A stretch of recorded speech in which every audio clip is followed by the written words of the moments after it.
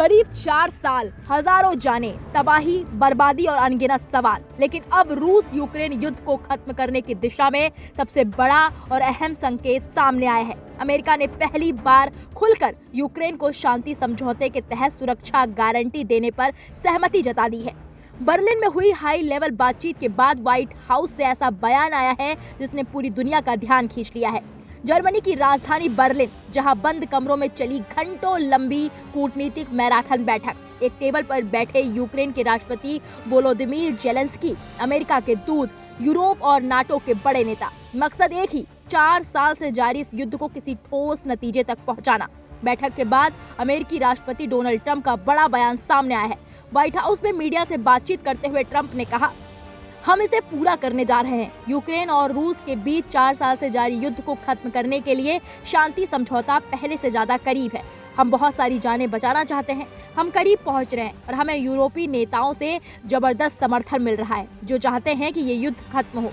Germany, France, Italy, Britain, Poland, Norway, Denmark, Finland और Netherlands सभी देश चाहते हैं कि ये युद्ध अब खत्म हो। लेकिन रूस और यूक्रेन को एक ही पेज पर लाना सबसे बड़ी चुनौती है। इस समय रूस इसे खत्म करना चाहता है, लेकिन समस्या ये है कि कभी वो तैयार होते हैं और कभी नहीं। यूक्रेन भी कभी तैयार होता है और कभी नहीं। हमें दोनों को एक ही पेज पर लाना होगा। ट्रंप ने यह भी खुलासा किया कि हाल के दिनों में रूस के राष्ट्रपति व्लादिमीर पुतिन से उनकी कई बातचीत हुई। इन बातचीतों से उम्मीद जरूर जगी है, लेकिन राह अब भी आसान नहीं है। हालांकि यहाँ ट्रंप ये भी मान रहे हैं कि चुनौती बड़ी है। कभी रूस तैयार होता है तो कभी यूक्रेन पीछे हट जाता है, कभी यूक्रेन राजी होता है तो कभी रूस का रुख बदल जाता है। इन सब के बीच एक और बड़ी खबर सामने आई। यूक्रेन के राष्ट्रपति जेलेंस्की नाटो सदस्यता की जद छोड़ने के लिए तैयार नजर आए, लेकिन शर्त साफ है, यूक्रेन को चाहिए ठोस और भरोसेमंद सुरक्षा गारंटी, यानी नाटो नहीं लेकिन पश्चिम की मजबूत ढाल। अल जजीरा की रिपोर्ट के मुताबिक यूरोपीय नेता यूक्रेन को पश्चिमी सुरक्षा गारंटी देने पर सैद्धांतिक रूप से सहमति हो चुके हैं। हालांकि सबसे बड़ा पेच अब भी अटका है, इलाकाई नियंत्रण। कौन सा इलाका किसके पास रहेगा, यही मुद्दा शांति की राह में सबसे बड़ी दीवार बना हुआ है।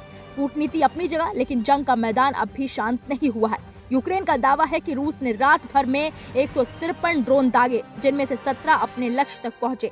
वहीं रूस कहता है उसने 130 यूक्रेनी ड्रोन मार गिराए। यानी बातचीत जारी है, लेकिन गोलियां अब भी चल रही हैं। दुनिया को शांति की उम्मीद है, मगर जमीन पर हालात अब भी तनावपूर्ण हैं। इन सब के बीच रूस के फॉरेन मिनिस्टर सर्गेई लावरोव का भी बयान सामने आया है। उन्होंने कहा, ईयू के एग्रेसिव एक्शन इस समय दुनिया के लिए मेन खतरा है और यूएस यूरोप को उसकी जगह पर रखने की कोशिश कर रहा है। वहीं जर्मन चांसलर फ्रेडरिक मर्ज का कहना है, ईयू देशों का कीव की मदद के लिए फ्रोजन रशियन एसेट्स का इस्तेमाल करने पर एक डील पर पहुंचना रूस को ये दिखाने के लिए जरूरी है कि यूक्रेन के खिलाफ अपनी लड़ाई जारी रखना बेकार है। यानी कि ट्रंप दावा तो कर रहे हैं कि हम शांति समझौता करने के पक्ष में हैं, लेकिन बयानबाजी का दौर कुछ और ही कह रहा है। फिलहाल 4 साल बाद अगर शांति की कोई रोशनी दिखाई दे रही है तो ये सिर्फ कूटनीति की जीत नहीं बल्कि इंसानियत की उम्मीद है। लेकिन सवाल अब भी कायम है, क्या रूस और यूक्रेन वाकई एक समझौते पर पहुंच पाएंगे या ये उम्मीद भी पहले की तरह अधूरी रह जाएगी? आपकी इस मामले पर क्या राय है? कमेंट बॉक्स में जाकर हमें जरूर बताएं।